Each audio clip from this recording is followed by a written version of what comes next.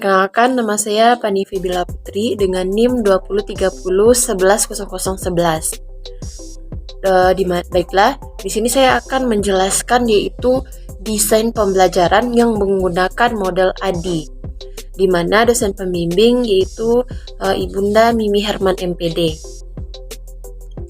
Baiklah, pada desain pembelajaran ini kita menggunakan model ADI, di mana untuk model ADI ini itu terbagi menjadi 5. Pertama, yang analisis, kemudian yang kedua desain, kemudian yang ketiga develop, yang kemudian yang keempat ada implement, yang kelima ada evaluasi.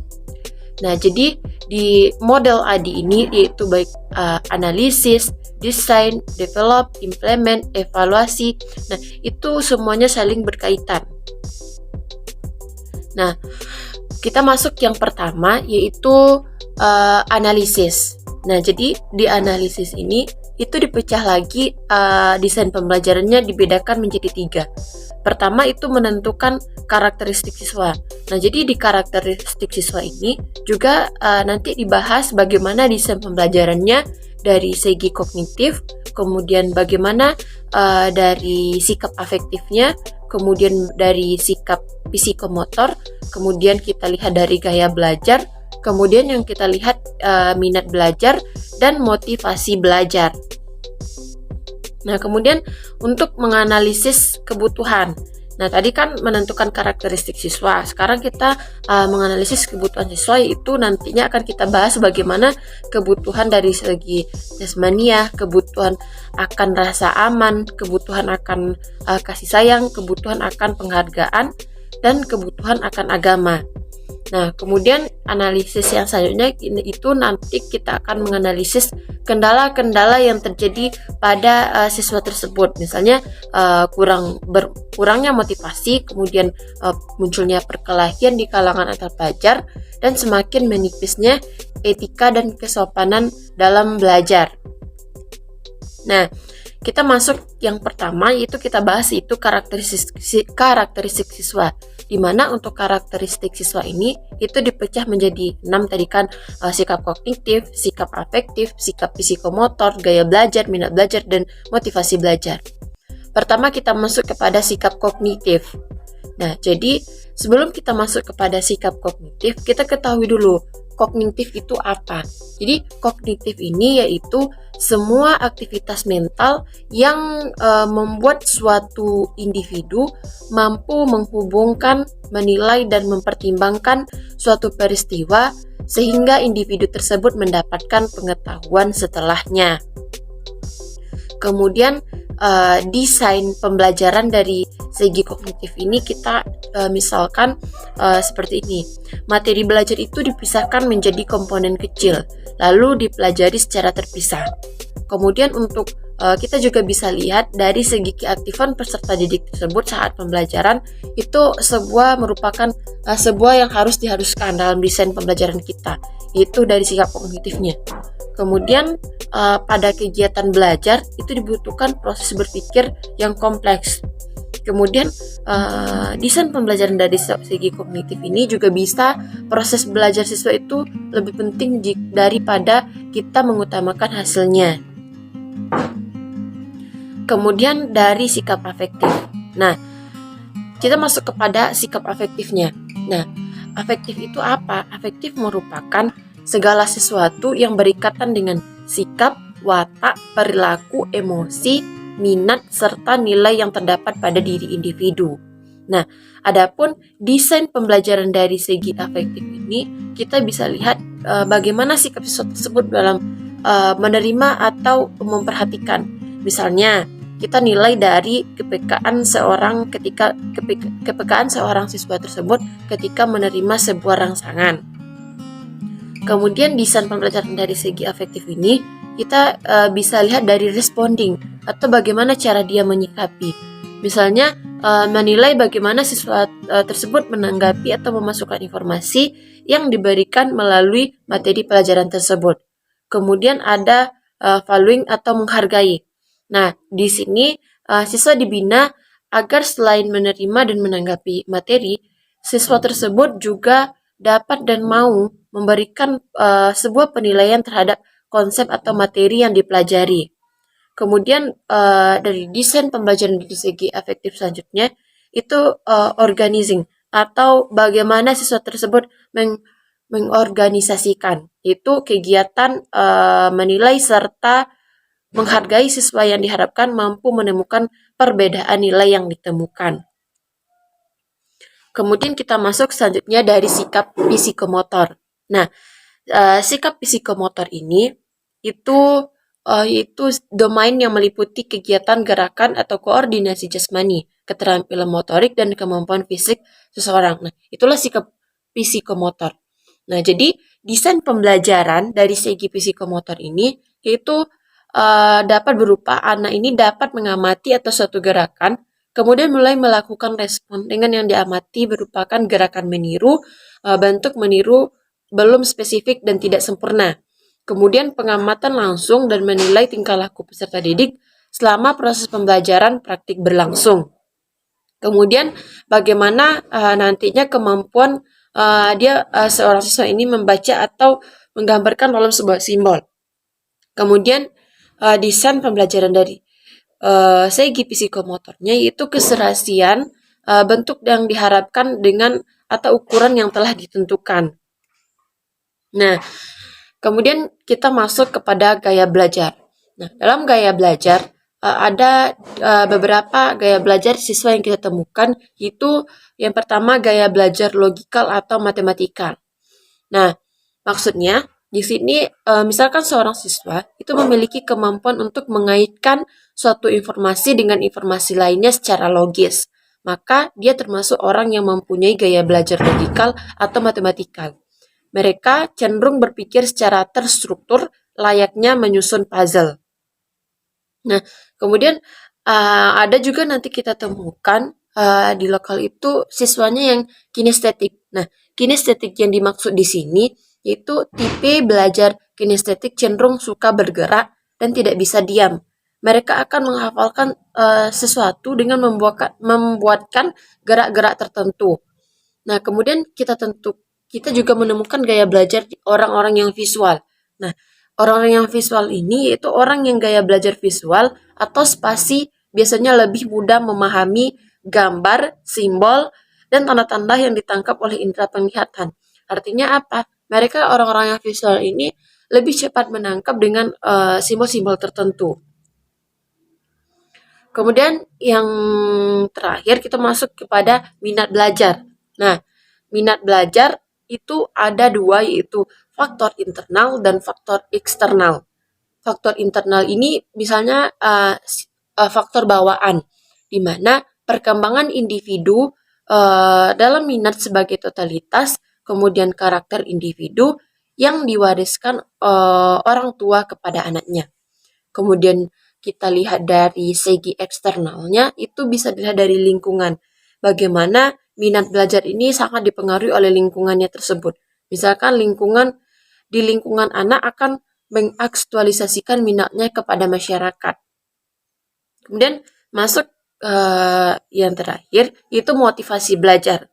Nah, motivasi belajar ini menyadarkan kedudukan pada awal belajar, proses dan hasil akhir. Kemudian mengarahkan kegiatan belajar. Kemudian motivasinya itu membesarkan semangat belajarnya, dan yang paling pentingnya itu menyadarkan tentang adanya perjalanan belajar dan kemudian bekerja di sela-sela dalam istirahat atau bermain. Kemudian menginformasikan tentang kegiatan usaha yang dibandingkan dengan teman sebayanya. Artinya, desain pembelajaran yang kita buat di sini sangat untuk motivasi belajar tersebut. Bagaimana kita seorang guru itu memotivasi belajar, memotivasi atau membangkitkan semangat atau gaya belajar pada peserta didik tersebut. Selanjutnya kita masuk kepada menganalisis kebutuhan siswa. Nah, jadi menganalisis kebutuhan siswa itu kebutuhan jasmani. Nah, pertama untuk kebutuhan jasmani ini, bagaimana kita nantinya itu seperti kita memberikan waktu istirahat, makan, dan minum. Misalnya kalau saat proses pembelajaran pada waktu itu tuh kita sebagai guru itu mewajibkan siswanya untuk membawa bekal dari rumah, kemudian membawa minum gitu kan. Itu kebutuhan jasmania. Kemudian kebutuhan akan rasa aman. Nah, bagaimana nanti di lokal tersebut saat proses belajar mengajarnya itu kita membutuhkan kayak emang rasa aman, menciptakan suasana aman. Kemudian kebutuhan akan kasih sayang. Nah, kita bagaimana desain pembelajaran kita terhadap kebutuhan akan kasih sayang ini, kita tidak membeda-bedakan antara murid yang satu dengan murid yang lainnya, yang nantinya tidak ada rasa kecemburuan. Kemudian untuk kebutuhan akan penghargaan, di mana untuk kebutuhan akan penghargaan ini, misalnya di saat suatu kita memberikan pertanyaan, kemudian ada siswa yang menjawab, itu kita memberikan apresiasi, kita misalnya mengucapkan terima kasih atau segala macamnya, sehingga nantinya uh, siswa tersebut akan lebih dihargai. Kemudian kebutuhan akan agama. Nah, kebutuhan akan agama ini itu sangat penting. Poin-poin yang bagaimana desain menganalisis kebutuhan siswa ini terhadap kebutuhan akan agama itu nantinya kebutuhan agama ini itu kita bagaimana desain untuk misalkan pada saat jam waktu istirahat itu kita lakukan sholat berjemaah baik itu di musola atau di lokal siswa yang kita ajar tersebut. Nah, kemudian tadi itu kita bahas menganalisis kebutuhan siswa, kemudian kita menganalisis kendala. Nah, kendala yang dihadapi itu misalnya berkurangnya motivasi para peserta didik untuk belajar atau berpartisipasi dalam belajar. Nah, kemudian pada zaman sekarang ini banyaknya perkelahian muncul di kalangan antar pelajar, itu merupakan kendala-kendala yang dihadapi. Kemudian prestasi siswa yang semakin rendah dan mengalami kemerosotan nilai. Kemudian makin menipisnya etika kesopanan dalam belajar. Kemudian kita masuk kepada yang kedua, yaitu desain. Di mana untuk desain ini kita nantinya akan membagi lagi bagaimana desain pembelajaran kita di desain ini. Yang pertama itu merumuskan tujuan pembelajaran. Yang kedua yaitu menginventarisasi tugas. Yang ketiga menentukan strategi pembelajaran. Nah, masuk ke yang pertama yaitu merumuskan tujuan pembelajaran. Di mana untuk tujuan pembelajaran itu yang kita ambil itu KD 3.5 kelas 11, yaitu menjelaskan jenis entalpi, reaksi, hukum Hess, dan hukum energi ikatan. Di mana untuk bahan kajiannya itu menentukan jenis entalpi, kemudian reaksi hukum Hess, dan konsep energi ikatan. Adapun tujuan pembelajarannya itu siswa mampu menjelaskan jenis entalpi, reaksi hukum Hess, dan konsep energi ikatan berdasarkan tabel minimal 4. Kemudian siswa mampu mengonsepkan jenis entalpi, reaksi hukum Hess, dan konsep energi ikatan berdasarkan pernyataan minimal 3 pernyataan. Kemudian tujuan pembelajaran selanjutnya, siswa mampu membandingkan jenis entalpi, reaksi hukum Hess, dan konsep energi ikatan berdasarkan gambar minimal 4 gambar. Nah, adapun strategi pembelajarannya itu model yang kita gunakan yaitu model pembelajaran berbasis proyek atau project basic learning. Nah, kemudian pendekatan yang kita gunakan di sini itu pendekatan student center, di mana strateginya PBL. Kemudian untuk metode yang kita gunakan itu metode diskusi, tanya jawab, metode ceramah. Adapun teknik yang digunakan itu teknik diskusi dan teknik ceramah. Nah, taktiknya itu kita sebagai guru itu bagaimana desain pembelajaran ini kita menciptakan suasana yang tenang dan tidak kaku dan lebih mengenal siswa tersebut. Nah, adapun sintaks model pembelajaran dari project basic learning ini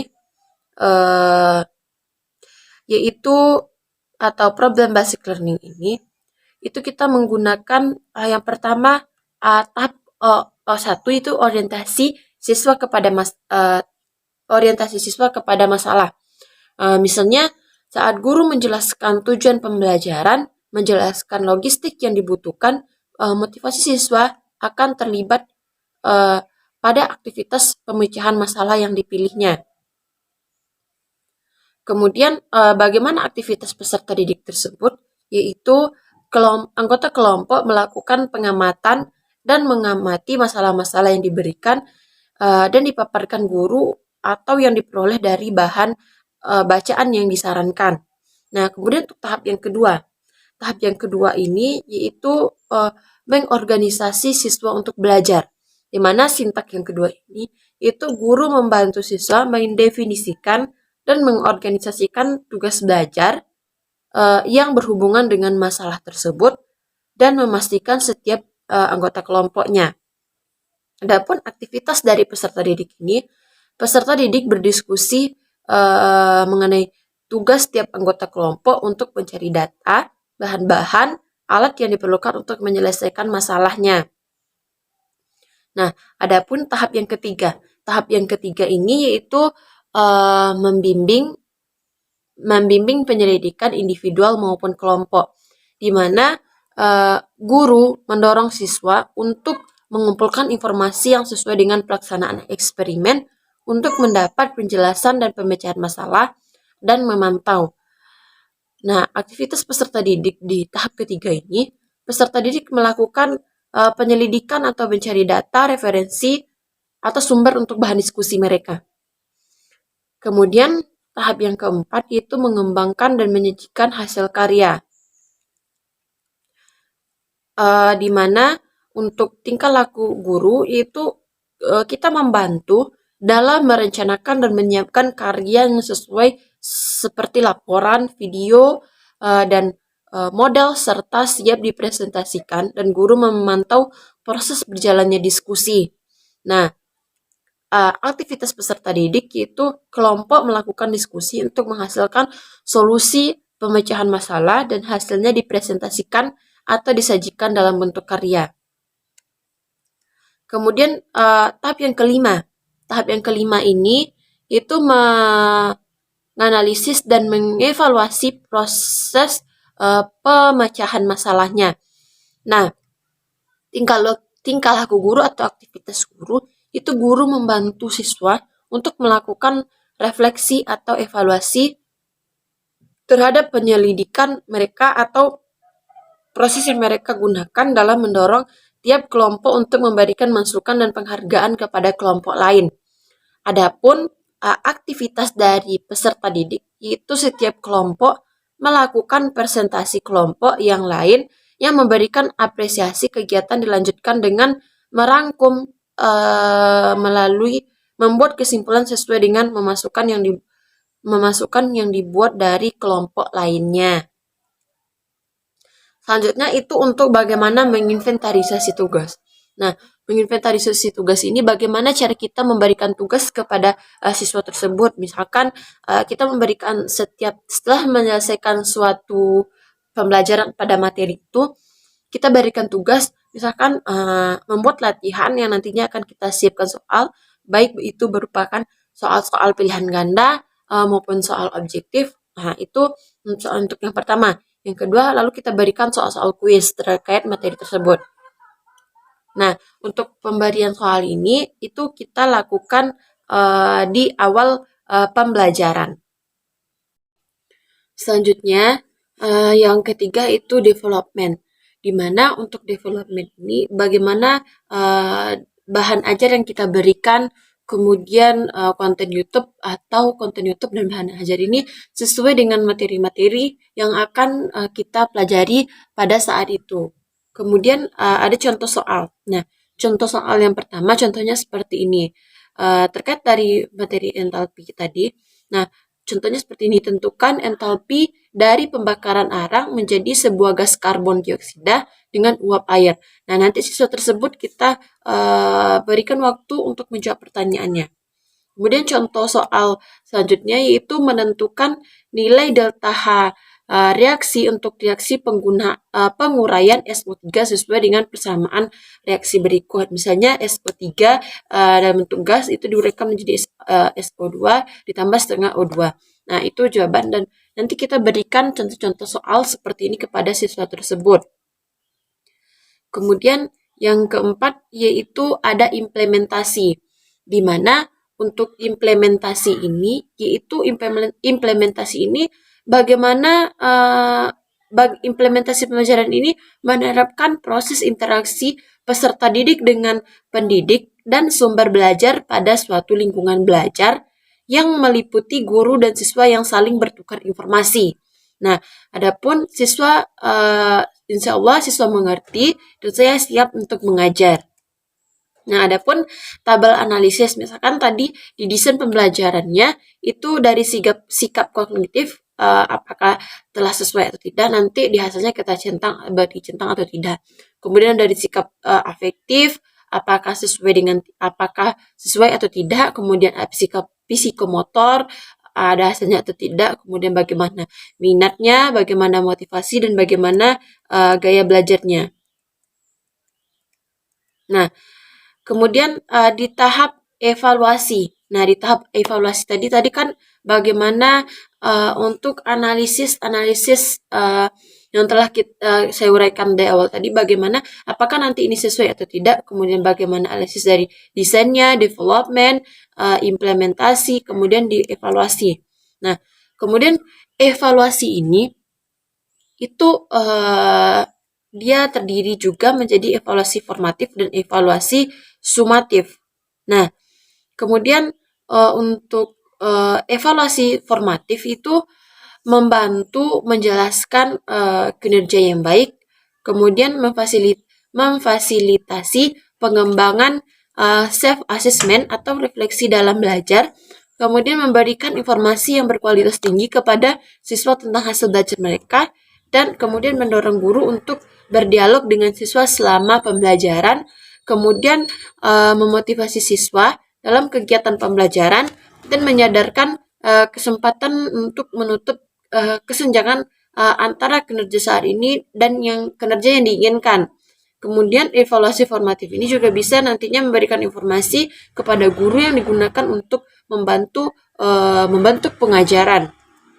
Kemudian di tahap evaluasi sumatif, bagaimana evaluasi sumatif ini suatu aktivitas penilaian yang menghasilkan nilai atau angka yang kemudian digunakan sebagai keputusan kinerja yang siswa. Kemudian bagaimana pengukuran kemampuan dan pemahaman siswa sebagai sarana memberikan umpan balik kepada siswa untuk memberikan umpan balik kepada staf akademik sebagai usaha keberhasilan pembelajaran, dan akuntabilitas standar pemantauan staf akademik dan sebagai sarana untuk memotivasi siswa.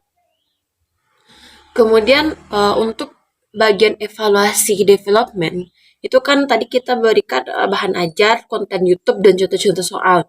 Nah, untuk evaluasinya apabila kita telah berikan bahan ajar, kemudian berikan konten YouTube atau video-video pembelajaran, ternyata siswa tersebut untuk dilihat hasilnya dia tidak mengerti atau masih kurang itu. Nah, jadi next untuk pembelajaran kedepannya kita tidak memberikan hanya satu bahan ajar atau satu video pembelajaran yang nantinya andai kata mereka tidak mengerti di satu ini, kita berikan di yang lainnya. Baiklah, mungkin itulah desain pembelajaran yang saya gunakan pada model IT ini. Sekian, terima kasih. Assalamualaikum warahmatullahi wabarakatuh.